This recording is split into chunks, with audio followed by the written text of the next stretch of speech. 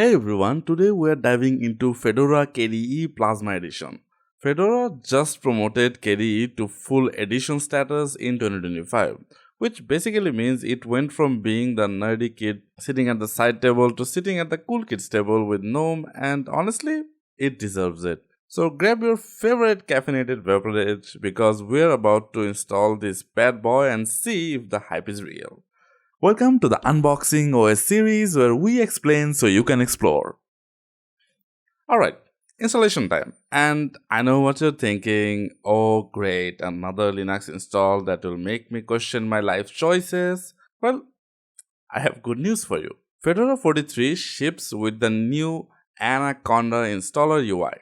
And it's actually pleasant. I know, shocking. Here's the speedrun version. Grab the KDE ISO from fedoraproject.org/kde. Use Fedora Media Writer or Ballerina, whichever you prefer. Your 4GB USB stick from 2012 will work just fine. Boot it up. Right. Mash F12 or whatever your BIOS key is, you know the drill. Then try or install. You can test drive it first like a responsible adult, or go full YOLO and install immediately. I respect both approaches, and usually I just YOLO it because it takes way too much time. I want to be surprised. Well, the actual install is pretty straightforward. You pick your language, unless you enjoy chaos, then pick at random. Choose your disk. It will auto partition with Btrfs because Fedora lives dangerously. Create your user account. Pro tip: enable third-party repositories during setup or during the first prompt that pops up when you first boot up your system, but enable it. Future you will thank you. The whole thing takes about 10 to 20 minutes depending on whether your SSD is from this decade. So what makes it different?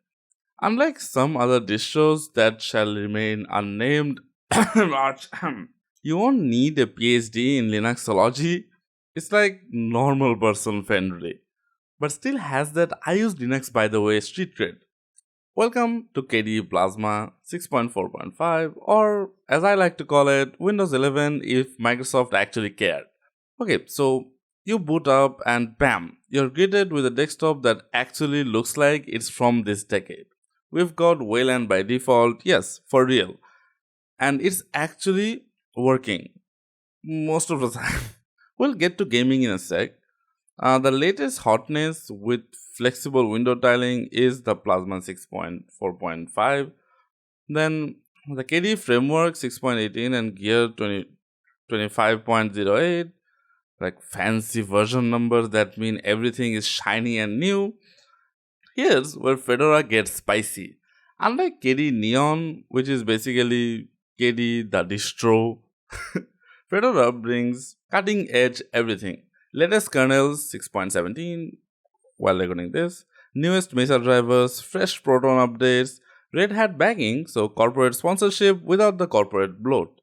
6 months release cycle, new versions on April and October, support for 13 months each. What can you actually do with it? Like, I do like it better than the GNOME version because GNOME feels a bit restrictive, and bro, if you want to use GNOME, just use Ubuntu or something. If you are a long-time viewer of this channel, I don't think I have to explain how much I love KDE because I think I make almost every video with Arch with KDE. Anyway, we're going off topic. Now, in KDE, widgets galore. Calculator, weather, system monitor, sticky notes. It's like Android widgets, but actually useful. Customization paradise. Want it to look like Windows, Mac OS, a spaceship control panel? Go nuts. It's KDE, you can do whatever you want. HDR support. Yes, real HDR. The calibration wizard actually works now. Then we have better drawing tablet support like Digital Artist. This one is for you. Let's talk a bit about the nature of Fedora. Fedora is what happens when you ask, what if we gave developers the latest tools but kept things mostly stable? It's like the Goldilocks zone between Arch's chaos and Ubuntu's Ubuntu-ness. You get upstream first philosophy, feature Features hit Fedora before RHEL, bleeding edge but with training wheels. Strong focus on open source, which means some codec headaches, but we'll fix that.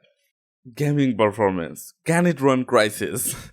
Okay, the question everyone actually cares about, can you game on this thing? Short answer, yes, and surprisingly well. The long answer, according to recent bookmarks on YouTube test in 2025, here's what works great.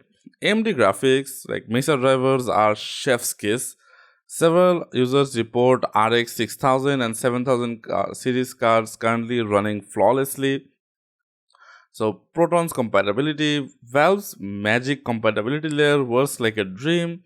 Steam Deck Tech, so Valve's improvement to KDE Plasma trickle down to us regular folks. Variable refresh rate. Unlike GNOME, KDE supports this out of the box on Wayland. Now, as for performance numbers, based on community testing, shout out to the Tedui Meadow benchmarks and various redditors, Wayland performance is slightly behind X11. We're talking like 5% to 5 to 10% in some cases. KDE Plasma performs better than GNOME on Wayland for gaming. With proper setup, you're looking at near native Windows performance in many titles. Here's the real talk. You'll need to do some post-install tweaking because, yeah, you're on Linux. A bit of tweaking is needed.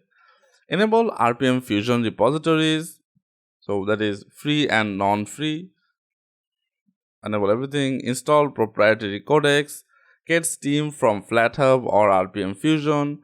Enable Proton Experimental in Steam settings. And NVIDIA users, it works. The RPM Fusion repo has you covered. Just install the drivers, wait 5 minutes for kernel modules to build, and you're golden. Secure boot users need to enroll MOK keys, but that's story for another video. Now, here's the secret sauce, the Bazite alternative. If you want Fedora but make it gaming, check out Bazite. It's Fedora based but comes pre-configured with all the gaming goodness, but hey, we're purists here. Now, who is this for? Let's be real. Not every distro is for everyone. So, who should actually use Fedora with KDE or Fedora in general? Now, developers. Redis Python, Rust, Node.js, all the goodies, and it's a bit stable. Creative professionals, Krita, KDN Lives, HDR support, color management. So if you do a bit of creative work and you just need something that works decently well, then Fedora is pretty well managed. Gamers. With some setup, it's legit good. Then there is the tinkerers, enough stability to get work done, enough flexibility to experiment. Now, people who like updates. New software every 6 months. The I want cutting edge but not arch crowd. You know who you are. And maybe who is it not for? Set it and forget it user. Ubuntu LTS might be better. Absolute beginners. Linux Mint or Pop OS are the friendlier. People allergic to change. Updates come fast and furious. Ultra minimalist. Arch or Gento are calling your name. Enterprise servers. Use REHEL or CentOS. Stream. You mad lads. So the sweet spot of Fedora is for people who want modern software without bleeding to death, customization without starting from scratch, corporate backing without corporate bloat, a desktop that respects your intelligence. So, with all of that, here's the final thought. So, is KDE Fedora worth your time in early 2006? Here's the good part. It's gorgeous, modern desktop that doesn't look like it's from 2010. excellent hardware support, especially for new devices. Gaming is genuinely viable. Latest software without arch anxiety. KDE's elevation to edition status shows Fedora's commitment, great community and documentation. And here's the not so good part. 6 month release cycles means upgrades twice a year. Proprietary codec situation requires some terminal. f- well, and still has edge cases. Looking at you, screen sharing can be overwhelming for absolute beginners. Sometimes updates break things. It's rare, but it happens. Now, here's what I think. Fedora with KDE Plasma is like that friend who's always trying new things but somehow keeps their life together. It's exciting, it's polished, and it's fun to use. If you're coming from Windows or another Linux distro and want something that's modern and pretty, great for work and play, backed by a solid company, not going to make you compile your own kernel, then yeah, give it a shot. I'll give it about a 8.5 penguins out of 10. And please don't bring your pitchforks in the comments. Give a thoughtful comment as to if you do use Fedora or not. And that's it for Fedora Plasma. So drop a comment if you are using it, thinking about switching, or if you are an Arch user who wants to tell me I'm wrong. I see you typing your comments. Don't forget to enable those third-party repositories, install Steam, enjoy the gaming goodness. Until next time, make sure to subscribe to the channel and leave a like on the video if you did find it helpful. Until next time, stay curious, stay caffeinated, and remember, there is no such thing as too many distros in one hard drive. Bye!